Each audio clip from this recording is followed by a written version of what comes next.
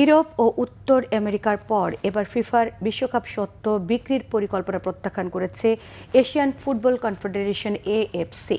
এদিকে বিক্রয় পরিকল্পনার বিরুদ্ধে প্রতিবাদ জানিয়ে পদত্যাগ করেছেন ফিফা প্রেসিডেন্টের সিনিয়র উপদেষ্টা কার্লোস কর্দেইরো। মনির হোসেন খানের ডেস্ক রিপোর্ট।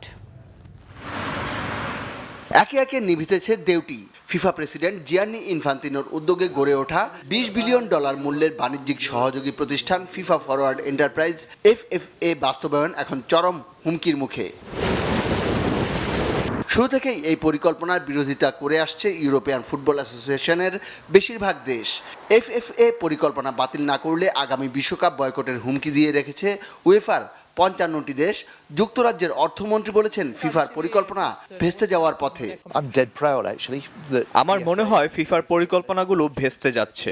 বিশ্বকাপ বিক্রির পণ্য এমন ধারণার বিরুদ্ধে এফএ ও উয়েফা যে জোরালো অবস্থান নিয়েছে তা নিয়ে আমি সত্যিই গর্বিত। তাদের সঙ্গে যোগ দিয়েছে উত্তর আমেরিকা ফুটবলের নিয়ন্ত্রক সংস্থা কনকাকাফ। উত্তর ও মধ্য আমেরিকা এবং ক্যারিবিয়ান অঞ্চলের 41টি দেশ ফিফার বিশ্বকাপ স্বত্ব বিক্রির পরিকল্পনার প্রস্তাবকে প্রত্যাখ্যান করেছে।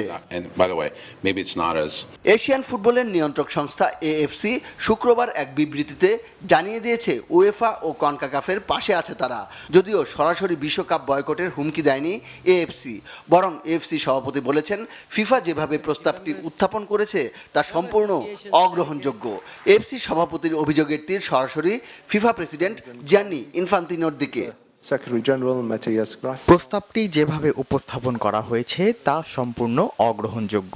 এফএফই এমন এক কাঠামো যা বাস্তবসম্মতভাবে প্রয়োজনীয় ব্যাপক ঐকমত্য অর্জন করতে পারবে না। এই বিতর্ক ফিফার পরামর্শ ও সিদ্ধান্ত গ্রহণ প্রক্রিয়ার মৌলিক দুর্বলতা।